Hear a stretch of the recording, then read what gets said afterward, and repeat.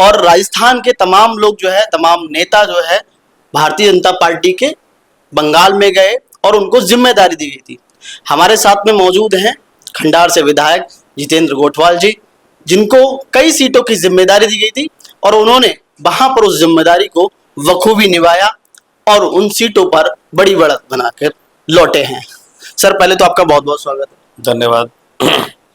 कैसा रहा बंगाल का चुनाव जब आप वहां पर गए? क्या स्थितियां थी? किस तरीके के लोगों में समस्याएं, उन सब चीजों को देखने को मिली जिसका असर भारतीय जनता पार्टी पर सीधे सीधे पड़ा? देखिए, मुझे लगता है कि बंगाल के अंदर माननीय सुनील बंसल जी, माननीय भूपेंद्र जी, माननीय अमित शाह जी और मोदी जी का जलवा था ही।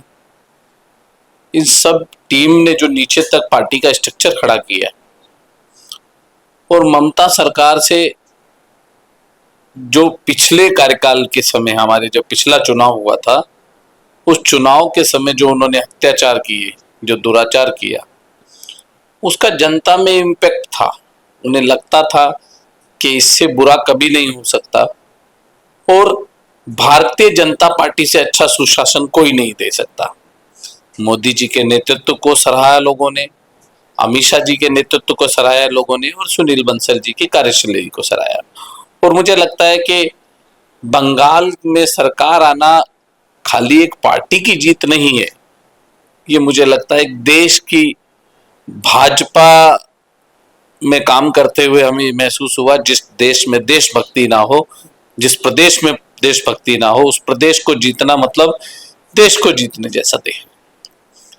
और ऐसा लगता है कि बंगाल जीतने के बाद ऐसा आभास होता है निश्चित तौर पर करोड़ों लोगों को न्याय मिलेगा, करोड़ों गरीबों को पीएम आवास मिलेगा, करोड़ों गरीबों को आयुष्मान योजना का लाभ मिलेगा और करोड़ों गरीबों को ममता दीदी के अत्याचार से मुक्ति मिलेगी। क्या सर, क्या ऐसा माइक्रो मैनेजमेंट फिट किया भारतीय जनता पार्टी में, जहां तृणमूल कांग्रेस का गढ़ कहा जाता है? भारतीय जनता पार्टी का वहां एक तरीके से पिछले चुनाव की अगर हम बात करें, वहां 72 के समथिंग सीटें थी, लेकिन ऐसा संगठन कोई इतना मजबूत नहीं था। क्या ऐसी सेंधमारी की कि वाकई में वोटरों को लगा कि भारतीय जनता पार्टी पर भरोसा जता है? देखिए, माननीय मोदी जी के नेतृत्व के अंदर जो पूरे देश में कई राज्यों में लगातार सरकार बन रही है, केंद्र में तीसरी बार हमारी सरकार बनी है, उससे ये तो प्रूफ हो जाता है कि मोदी जी के नेतृत्व को जनता ने स्वीकार कर लिया। मोदी जी इस देश के लिए कुछ कर सकते हैं, ये बात जनता ने स्वीकार कर ली। मोदी जी गरीब के लिए कुछ कर सकते हैं, ये बात जनता ने स्वीकार कर ली। और मोदी जी गरीब के लिए कर रहे हैं, ये भी बात जनता ने स्वीकार कर ली। और पूरे विश्व के अंदर अपनी एक ख्याति का मैसेज छोड़ने वाले पहले भारत के ऐसे प्रधानमंत्री हैं जिनको पूरा विश्व मानता है, पूरे विश्व के अंदर जिनकी चर्चा है। और बंगाल को लेकर जो लोगों में एक चर्चा थी कि गुंडागर्दी है, दादागिरी है, किसी बहन का बलात्कार हो जाए तो उसकी एफआईआर कराने की जिम्मेदारी ममता जी की नहीं है, उसके लिए मुआवजा जरूर अलाउंस करा देती है। उसी के खिलाफ क्या भारतीय जनता पार्टी पर समर्थन जता करके बंगाल की जनता ने भरोसा जताया? देखिए, तो एक उदाहरण था जो आपके और हमारे ध्यान में आया, ऐसा बंगाल में रोज होता है। ऐसी क्या कुछ खास चीजें देखने को मिली? ममता दीदी के राज में ममता जी की पुलिस, ममता जी का प्रशासन, ममता जी के टीएमसी के गुंडे इस तरह की घटनाएं रोज करते हैं और उसी का परिणाम है कि लोगों ने उनको दूध में से मक्खी की तरह निकाल के फेंका है। और मुझे लगता है ममता दीदी का जो समय था वो खत्म हो गया और अब भारतीय जनता पार्टी बंगाल में राज करेगी और सुशासन लाने का प्रयास करेगी। आपको 6-7 सीटों की जिम्मेदारी दी गई थी, क्या ऐसा दिखाई दिया वहां पर? आपने किस तरीके से चीजें वहां पर महसूस की कि वाकई में जो सीटों की आपको जिम्मेदारी दी और आपने वहां पर बढ़त बना करके भारतीय जनता पार्टी को दी? देखिए, जिन आसनसोल जिले में जो 7 सीटें थी उसके अंदर संगठन को मजबूत करते हुए, पार्टी को मजबूत करते हुए, वहां की राजनीतिक इक्वेशंस को देखते हुए, मैंने राजस्थान से प्रवासी के नाते में वहां पर गया था, तो उस नाते से जो हमें अच्छा लगा हमने ऊपर से अनुमति लेके किया और उसी का परिणाम है कि आसनसोल की 7 की 7 सीटें जीते हम लोग। क्या लग रहा है अब आने वाले वक्त में भारतीय जनता पार्टी की नज़र किस तरफ है, क्योंकि 23 राज्यों में आपने सरकार बना ली है, लगातार आपका कारवा बढ़ता हुआ चला जा रहा है, पंजाब में भी चुनाव आने वाले वक्त में, यूपी में भी चुनाव आने वाले वक्त में है, कैसा देखते हैं? हमारा सपना है जब भारत के नक्शे में देखें तो भगवा भगवा हो, और वो मोदी जी के नेतृत्व में निश्चित तौर पर होने वाला है। और मुझे पूर्ण विश्वास है मोदी जी का सुशासन पूरे देश में, पूरे प्रदेशों में, देश में तो हमारी सरकार है ही, सब पूरे प्रदेश के अंदर हर राज्य में हमारी सरकार होगी और सुशासन का राज होगा, राम राज्य होगा। गरीब के लिए शौचालय बनेंगे, गरीब के लिए पीएम आवास बनेंगे, मुफ्त इलाज मिलेगा, अच्छी शिक्षा मिलेगी, और मुझे लगता है कि इस देश की सबसे बड़ी जो आवश्यकताएं हैं, युवाओं को रोजगार मिलेगा। विपक्ष और तृणमूल कांग्रेस एक आरोप लगा रही है सर, कह रही है कि भारतीय जनता पार्टी ने पूरा अपना तंत्र लगा दिया है सरकार छीनने में पश्चिम बंगाल।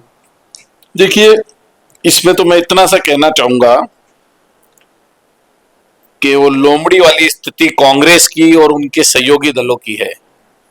माननीय राहुल गांधी जी से एक ही चीज इन लोगों ने सीखी है कि जब अंगूर लोमड़ी को नहीं मिले तो अंगूर खट्टे हैं। इन्होंने ये सीखा है कि जब हमारे पास कुछ नहीं आया तो चुनाव आयोग पर आरोप लगा दीजिए, सरकारी तंत्र पर आरोप लगा दीजिए। ममता जी ने जितना उनके कार्यकाल में सरकारी तंत्र का दुरुपयोग किया, मुझे लगता है इतना कोई नहीं कर सकता।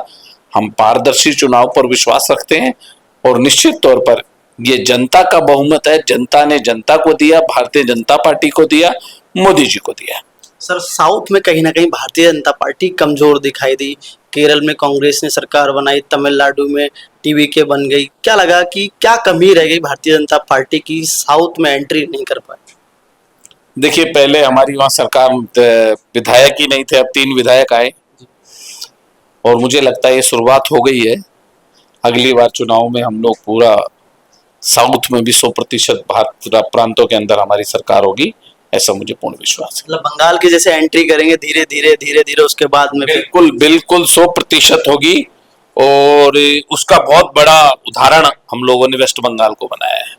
एक सवाल सर राजस्थान पे लेना चाहूंगा। हाल फिलहाल में राजस्थान में भी पंचायत चुनाव को लेकर के चर्चाएं चल रही है, लेकिन सरकार अभी तक नहीं करा पा रही, उसको लेकर के क्या कहें? देखिए, मैं लगातार 4 महीने से बाहर था, मुझे जितना अपडेट है, कुछ आयोग की रिपोर्ट और कई टेक्निकल कारणों से सरकार ने चुनाव डिले किए थे। अभी लेटेस्ट 4 महीनों में क्या हुआ उसके बारे में मैं आपको नहीं बता पाऊंगा, लेकिन ये जरूर है कि हमारी सरकार चुनाव को लेके गंभीर है। हम जल्द से जल्द चुनाव कराएंगे और ये चुनाव भारतीय जनता पार्टी के पक्ष में होंगे। सर, कई व्यक्ति ऐसे हैं, कई विधायक जो अपने राजस्थान के रहने वाले हैं, पश्चिम बंगाल में उनका दबदबा है, विधायक बने हैं, उनको लेकर भी आप कैसा देखते हैं, जहां मारवाड़ी लोग बड़े तौर पर देखिए, मारवाड़ी मतदाता पूरे बंगाल में है, और मैं जहां से हूं वहां से भी एक आसनसोल से में कुल्टी विधानसभा है, वहां से भी अजय फौजदार जी अपने शेखावाटी के हैं, वो जीते हैं। और मुझे लगता है कि पूरे बंगाल का तो मैं भी आपको आंकड़ा नहीं दे पाऊंगा, लेकिन निश्चित तौर पर मारवाड़ी अच्छी संख्या में वहां से जीते होंगे। और मारवाड़ी समाज ने अपनी एक बंगाल में पहचान बनाई है, और इस चुनाव में मारवाड़ी समाज का बड़ा रोल है। झालमुड़ी पूरे बंगाल चुनाव में एक तरीके से कहें सबकी निगाहें झालमुड़ी पर रही। कोई असम में रहने वाला है, यूपी में रहने वाला है, राजस्थान में रहने वाला है, लेकिन झालमुड़ी की चर्चाएं कर रहा था।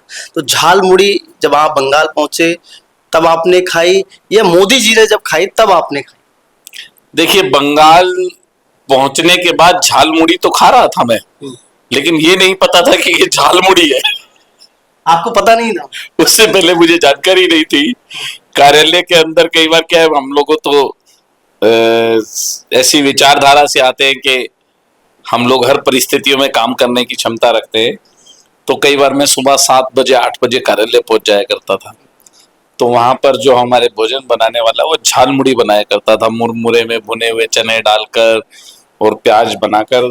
तो उससे उस समय हमने पूछा, भाई ये क्या है? साहब आप खाइए, अच्छा लगेगा। नाम नहीं बताया? नाम नहीं बताया। हमने 2 महीने तक खाया, उससे पहले नाम नहीं पता था। लेकिन माननीय प्रधानमंत्री जी जब झालमुड़ी खाने के लिए गए तब उस कर्मचारी ने हमें बताया कि झालमुड़ी जो मैं साहब आपको खिलाता हूँ वही है। तो आपने तो जब 4 महीने रहे, रेसिपी भी याद कर ली थी सर। देखिए वहां पर जो रेसिपी विशेष तौर पर वहां के लोग पसंद करते हैं दाल भात और माछ, मच्छी को वहाँ माछ कहते हैं, मच्छी पसंद करते हैं।